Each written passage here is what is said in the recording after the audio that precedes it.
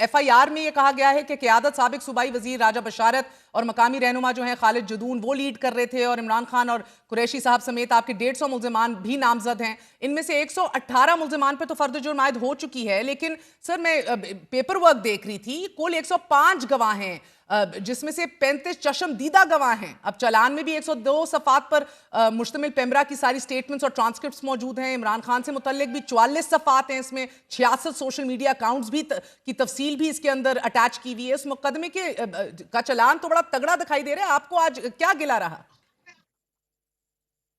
नहीं, देखिए, सबसे पहली बात तो ये है महर कि जो चालान है उसमें जो 257 एफआईआर्स एक इंसिडेंट के ऊपर की गई हैं। अब ये जो जीएचक्यू का ट्रायल है, आपको मालूम है इसी तरह के केसेस फैसलाबाद में चल रहे हैं, मुल्तान में चल रहे हैं, हर जगह के ऊपर चल रहे हैं। और जितना आईओज ने पैसा बनाया है इन केसेस के अंदर कि पुलिस में जिस जिस बंदे को उन्होंने बदला लेना था, उन्होंने कहा कि अगर आप हमारी बात नहीं मानते तो हम आपको 9 मई के केस में डाल देंगे, और फिर उन्होंने डाला। और फिर पाकिस्तान और स्पेशली पंजाब में जो एक 1.25 लाख जो है वो छापे पड़े हैं, एंड यू कैन इमेजिन कि लाखों लोग इस सारे मामले में इफेक्ट हुए हैं बराह रास्त। अच्छा, अब जो एविडेंस है जो आप बात कर रही हैं, जो बुनियादी एविडेंस है इमरान खान के खिलाफ, वो ये है कि खान साहब ने जमान पार्क में एक मीटिंग की, और उस मीटिंग में हर जगह से लोग शरीक थे, हम लोग इसमें जूम वगैरह के ऊपर शरीक थे। और वहां पे 3 पुलिस वाले हुलिया बदल के जमान पार्क में दाखिल हो गए उस ड्राइंग रूम में। एंड आप उस ड्राइंग रूम में कई दफा गई हुई हैं, अब आपके सामने है कि वो ड्राइंग रूम कितना वसी और अरीज है कि एक जगह पे बैठ के आखिरी बंदे का शक्ल ही नहीं पता चलेगी कि क्या है। तो और उन्होंने, पुलिस वालों ने इमरान खान की हदायत सुनी, और उन्होंने जाके 7 मई को ये हुआ, और उन्होंने खुफिया रख ली। और फिर 9 मई के 4 महीने बाद उन्हें ख्याल आया, तो उन्होंने जाके फिर बताया कि ये तो जी हमने सुना था, खान साहब ये कह रहे थे। और फिर जो एविडेंस है, जिस तरह अभी आपने फैसल का टुकड़ा चलाया कि 2 साल के बाद फ़ोन जो है वो फुली चार्ज हालत में अदालत में जो है वो पेश किया जा रहा है। और इसी तरह की ही बाकी बाकी ये है कि आपने ट्वीट किया है फलाने मौके के ऊपर, और आपने कहा कि प्रोटेस्ट तो करें सर लोग, आप फलाने वकील करें, भी हैं, बाकी वो मुझे तो सारे बताएं कि काम। क्या ये एडमिसिबल एविडेंस है सारा? देखिए, एविडेंस तो इस वक्त तो मुझे समझ ही नहीं आ रहा। पहली बात तो आप मुझे देखिए ना कि 118 आपको तो लोगों अपना के जुर्म भी ऊपर नहीं ज्वाइंट बता रहा ना, चार्ज। बकौल आपके। हाँ, सबसे पहले तो ये पता चले ना कि आपने किया क्या है। ज्वाइंट चार्ज है, 118 लोगों के ऊपर आपने ज्वाइंट चार्ज लगा दिया है, जिसका पता ही नहीं किसी को। देखो, मैं अगर डिफेंड करना चाहूँ अपने आप को, तो मुझे ये तो पता हो ना हम्म कि मेरे पे इल्जाम क्या है और उस इल्जाम की वजूहात क्या है, एविडेंस क्या है, तभी मैं डिफेंड कर सकूंगा ना। तो ये सब लोगों के ऊपर है। अभी मसला आप बता देखिए कि यही केस फैसलाबाद में चल रहा है, और फिर जो प्रॉब्लम आ रही है 26वीं तरमीम के बाद अदालतें बैठ गई हैं। मैं हाई कोर्ट केस लेके गया कि जनाब ये एक ही केस के ऊपर आप 42 केस कैसे बना सकते हैं। हाई कोर्ट में जजेस ने इस केस को सुना ही नहीं, हम्म और अब ऑफिस ऑब्जेक्शन के ऊपर जो है वो कर दिया। मैं सुप्रीम कोर्ट बैठा हूँ, हाँ। लेके गया हूँ, 2 हफ्ते हो गए हैं। सुप्रीम कोर्ट में चीफ जस्टिस साहब पार्किंग लॉट्स का जो है वो मुआयना करने के लिए टाइम है, और केसेस लगाने के लिए टाइम नहीं है। सो केसेस तो प्रॉब्लम नहीं है। The problem is that we don't have independent judicial process so आपको के अब इस जो पूरे इसके प्रोसेस लिए। पे और इस तरीका कार पे एतराज है। फवाद साहब, आज आपकी मुलाकात भी हुई है, मौत की चक्की के अंदर रखा शाहिद खान अब्बासी को, आज उनसे एंगेजमेंट का जिक्र किया, मौलाना साहब पे भी तनकीद ना करने का किया। आप तो बहुत देर से कह रहे हैं कि इंगेज करके मुतहर्रिक होना चाहिए तमाम तर ऑपोजिशन को। क्या उन्हीं लाइंस के ऊपर आज स्ट्रेस कर रहे थे इमरान खान साहब, जब 8 फरवरी की मुल्कगीर एहतजाज की भी उन्होंने बात की? तो what is he envisioning exactly? ये 26 नवंबर ना निगला जा रहा है ना उगला जा रहा है, एक और मुल्कगीर एहतजाज चाह रहे हैं वो? देखिए, पहली बात तो महर ये है कि 8 फरवरी को तो ज़ाहिर है करना ही है ना अपने एहतजाज।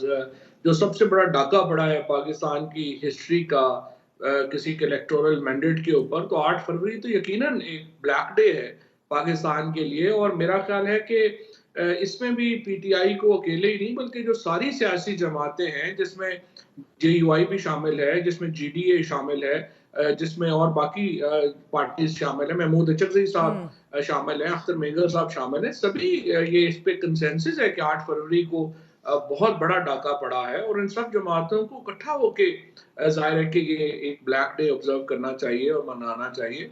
और देखिए इमरान खान पॉलिटिशियन है, ये जब आप बात कर रही हैं कि ये हो गया वो हो गया, ये हो जाता है, इसमें क्या है? आपके जो सिचुएशन है, उनको भी पता है, शायद खकान अब्बासी साहब को भी पता है कि इमरान खान का कितना हाथ था उनको भेजने में, राना सनाउल्लाह साहब को भी पता है कि इमरान खान का कितना हाथ था उनको भेजने में।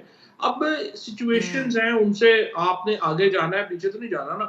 हम्म। तो मेरा ये ख्याल है कि this is a step in the right direction. अगर इमरान खान के साथ शाहिद खकान अब्बासी साहब आते हैं, मिफ्ता इस्माइल आते हैं, ये जेयूआई आती है, जीडीए आती है, हम्म। I would say even Jamaat Islami मगर को ये आना 8 चाहिए। फरवरी को भी ये इमरान सारी खान साहब पार्टीज चाह रहे हैं इकट्ठी कि होंगी। तमाम तर सियासी दीगर के सियासी जमातें हैं वो भी मुतहर्रिक हों, सड़कों पे हों, इस हवाले से कह रहे थे कि उनको इंगेज करें।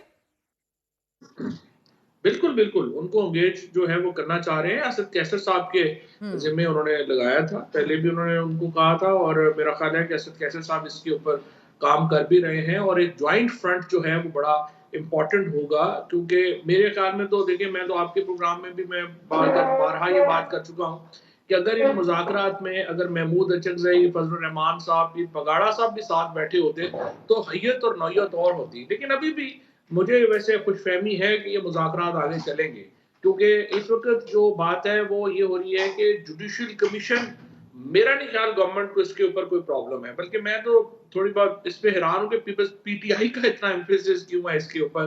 कौन-सा कहाँ से कुछ जज आ जाने हैं जिन्होंने पता नहीं क्या कर देना है। हम्म। असल में तो देखिए प्रॉब्लम टीओआरस का है। हम्म। मेरे ख्याल में जुडिशियल कमीशन हुकूमत मान जाएगी, पर टीओआरस पे बातचीत आगे चली जाएगी, देख लेंगे क्या होगा।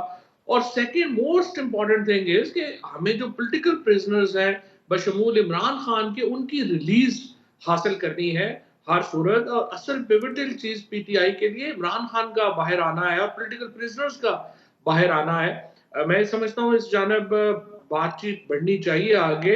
पाकिस्तान नॉर्मली नहीं हो रहा है ठीक है। इमरान खान को जब मगर तक मगर आप आप देखें, इंक्लूजन नहीं आप देते। पुरुमीद हैं, मगर द प्रॉब्लम इधर बिसात का, जिस तरह मैंने इब्तदाई में कहा, बिसात से अखज़ किया जाए इख्तियार का। ज़ुबैर, इख्तियार कितना है? ये जुडिशल कमीशन देने का इख्तियार इनके पास है और अगली नशिस्त जो है उसमें तहरीरी तौर पे तो अपनी नहीं, ये लोग डिमांड्स, बैठे, हाँ, तहरीरी तौर महज जो बैठे हैं वाकई एस्टेब्लिशमेंट के साथ को मशवरा करके ही बैठे होंगे ना, इस तरह तो नहीं राना सनाउल्लाह साहब वगैरह या ये लोग जो नहीं नहीं, बैठे हैं। राणा साहब कह रहे देखिए हैं ना, हमारी इनकी बसात के अपनी भी मुताबिक अपनी मांग रखें।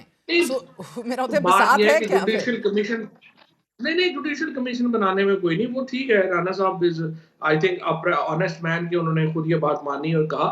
लेकिन टू बी फेयर विद, मेरे ख्याल में एस्टेब्लिशमेंट भी तो सोच रही है ना कि यार ये मुल्क को नॉर्मल भी तो करना है ना। देखिए ना, या तो 2 साल में आप इमरान खान के पॉलिटिकल क्वेश्चन का आंसर बना लेते, वो नहीं हुआ। अब आपके पास, अब एक्चुअली क्या हो रहा है कि हम वेट कर रहे हैं कि ट्रम्प साहब बन जाए और उसके बाद ट्रम्प जो है वो पाकिस्तान के अंदर जो है जो भी सिचुएशन हो उसको वो बताएं, तो फिर हम करें। तो ये क्या इम्काना बात है? बेहतर है हम आपस में बैठ के कर लें। और और मेरे ख्याल में पीटीआई को भी थोड़ा पीछे हट जाना चाहिए। फवाद चौधरी साहब के जल्दी से पार्लिमानी कमेटी बनाई जाए। हफ्ता रह गया है कि हम नया चीफ इलेक्शन कमिश्नर लेकर आए, मगर जल्दी नहीं है हुकूमत को क्या? नहीं जा रहे राजा साहब? देखिए जी, बात ये है कि ये जो अच्छा एक सेकंड मैं शुरू करना चाहता हूँ, ये जो बातचीत पे जुबैर साहब ने बात हाँ। किया था। देखिए एक्सट्रीमिस्ट तो दोनों तरफ होते हैं।